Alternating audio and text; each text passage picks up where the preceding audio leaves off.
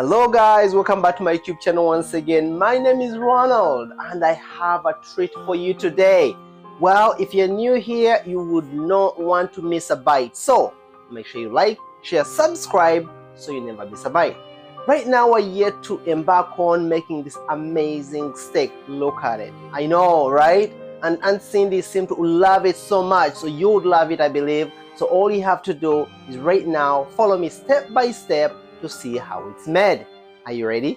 Let's go.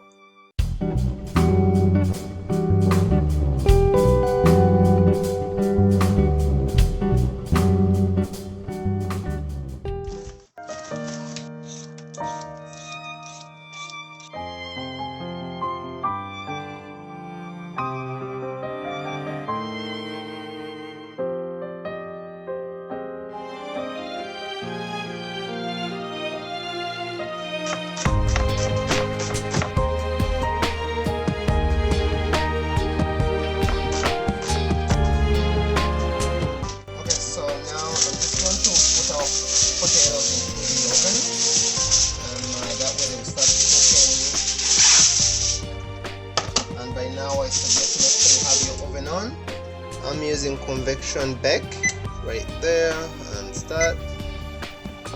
This is a quick wash, of course, and you all know I'm a sucker for spices, so I'm going to make sure I season these potatoes really nice.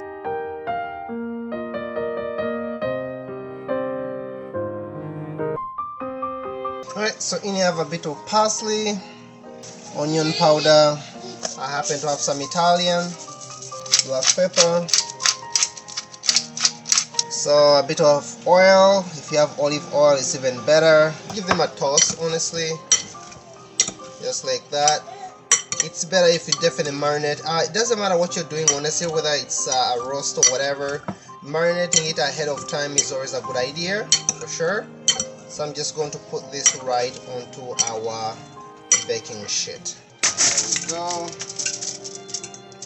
And in the oven we go now.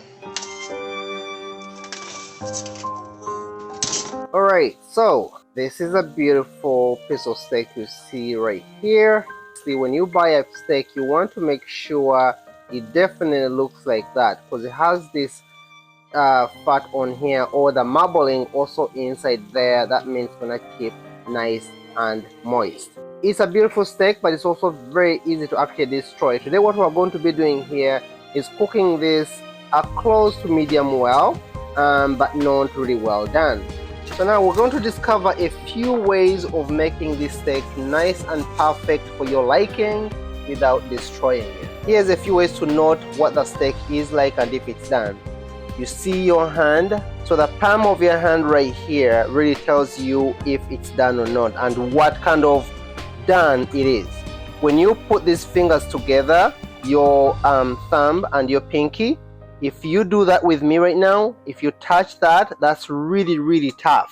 So that means it's well done. That when you feel that, that's what it feels like when it's well done, right? But when you go to the first finger right here and you touch that, that is still raw. So which basically means it's basically rare. So right here is medium rare. In between right here, when you touch the middle finger with this one here, that's the medium rare. And then medium well is this right here. That's what it feels like. So when you're cooking your steak, so determine how you like it by using your fingers right here. Whether you go to the last pinky, the way this feels, that means really done for sure. But if you want it rare, right here, you want to make sure to use this finger. Today we're going to be in between these two fingers here basically, so we want to make sure it's kind of you know, medium, but medium well. So this one's going to be medium well right here, this finger here, so it's going to be in between these two fingers. That's what we're looking for. So when I take it off, it's going to be more or less like medium, and when you let it rest, and it's important to let your steak rest for a little bit. Alright, so when you're making your steak, honestly, like I said, it's important to pay attention to it, how you're making, and also the amount of heat you're using. So whether you're pan frying it or whether you're grilling it, because you do have those pans which have grill marks on it, and you can make sure it's nice and grilled. today we're not going to be grill marking it, so there won't be grill marks on it. We're going to make sure though it's cooked the way we want it to be. In this case, as I said, between medium and medium well, in between right there. So right now I have my pan on here already. So this is the pan we're going to be using today. I already turned it on. It's a little hot right now, but I'm going to make sure it's a bit hotter. Now most people, what they do is actually putting this onto the pan and then season it. But what I like to do is give it some seasoning right now before I actually put it onto the pan. You know what?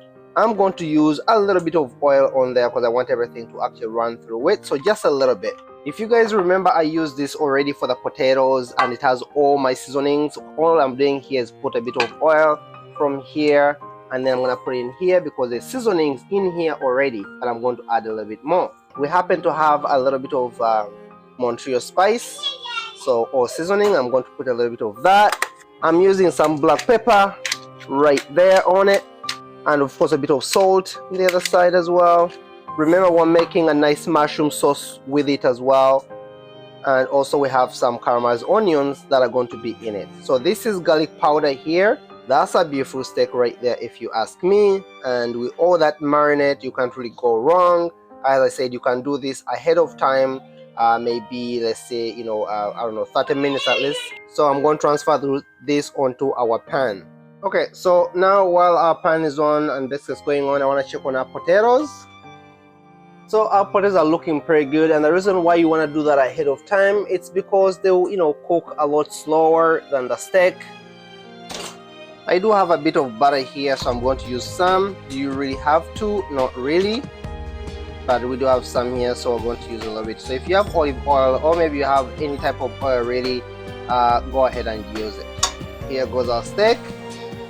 You hear that? You want to hear a little bit of a sizzle, of course, and just let it go. Okay, so we're going to be putting some onions in there, a bit of mushrooms. Again, you don't have to buy the fresh ones, honestly. Again, you all know my rule here on my YouTube channel. I use what I got or what I have to use. Again, we'll be realistic, guys. You know, we're all family people here, most of you guys, and you're trying to make it work for your family, but also have an amazing meal. So having something canned like that and transforming it into something beautiful is definitely a good idea.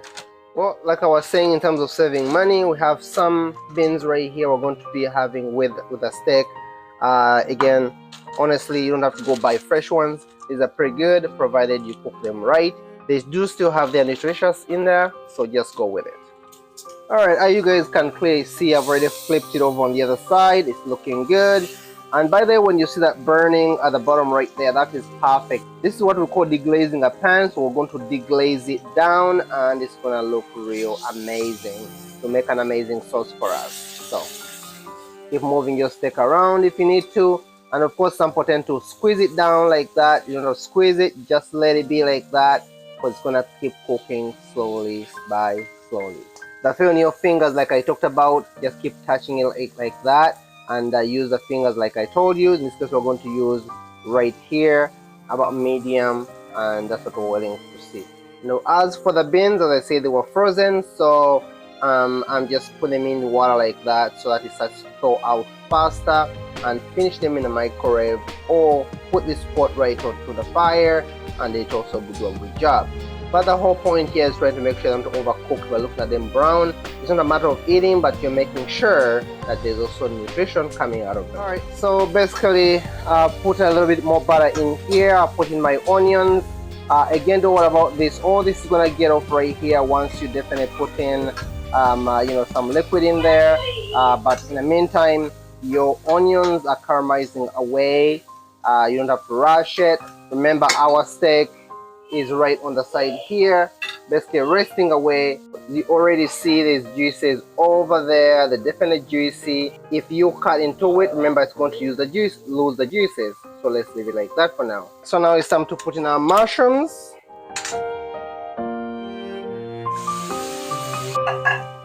Yeah, imagine that. Again, as I said, you see the onions are basically still caramelizing away.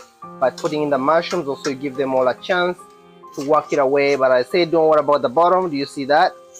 The more you cook, they keep disappearing. The more liquid, in this case is liquid from the mushrooms, and everything from the bottom is being deglazed, That's all flavor right there. You don't want to play with that. You definitely want to keep that. That'll look amazing with a steak. Also, one thing you have to note, I did lower the heat down a little bit so that it's not like constantly burning. So I'm gonna put just a little bit of liquid. In this case, I'm using just a touch of milk because we don't want too much really being messed up with. It's like almost making that kind of creamy sauce that's gonna go on it.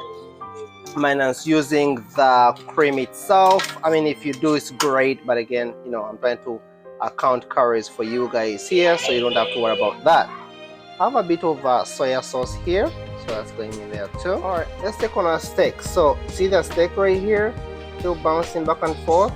You know, definitely not completely all the way done. That's good. So we're yet to add into it. So basically we're all ready now. It's time to plate. There we go. There's our steak right there. Looks amazing, right? And there's a bit of juice which came from it. I'll put right on top like that. So that beautiful steak right there. Finish it off with whatever you want, but we already have our, you know, nice caramelized, you know, mushrooms and onions in here. And I put that over it, just like that. You don't really have to put too much when you're plating a nice steak. You can put as much as that. And of course, our potatoes are ready too. Again, we're being realistic here, guys. I'm not in the restaurant, so I use whatever I have. So I have some dried parsley, so I'll just put a dash on here to make it look good like that. For your vegetables, you don't have to do too much with it. So I have a bit of black pepper here and just a bit of salt, but just mainly black pepper. And typically I use a bit of olive oil in here. I do not have any today, so I'm going to leave these beans as is. So let's have a little bit of green beans there. If you love vegetables, go for it. All right, so there's our plate, our potatoes. Of course, you do have the beans on there, or whatever vegetables you have. You have your lovely steak, and you see the juice is still pushing out, looking lovely. You have your toppings, whatever you prefer. You have mushrooms and caramelized onions on there as well. Looks beautiful. Now for the moment of truth.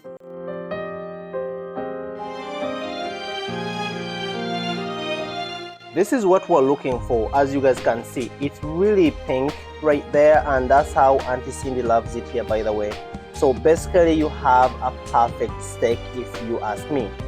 You clearly can see it's still nice and juicy. The juices are coming out because we let it rest, and when the moment she cut through it, everything is not pouring out because it's been rested. Now, honestly, let's have to enjoy it. So what do you think, Aunt Cindy? Good. Well, that's it, guys. So alright guys, so basically that's it. That's you make a lovely steak. That's you make a steak how you want it. By the way, I always do word of the day here, and today the word of the day is going to be meat, because a steak is meat, so we're going to say meat. How do we say meat in my language? We say nyama. Nyama is meat, and I'm going to ask Auntie Cindy to say it. Nyama. Nyama. That's it. That's how you say it. Basically, guys, thank you for coming to my YouTube channel. I hope you've learned something. I hope this helps you out, and if it does, give me a like, share, subscribe, and also check out my wife's YouTube channel. It's called Respect is Growing. Right now my wife is a little bit on the break because, you know, she's taking care of our little one. Anyway, so basically that's it. I hope to see you in my next video, and I'm so excited for the next video, so I hope you tune in next, and bye now.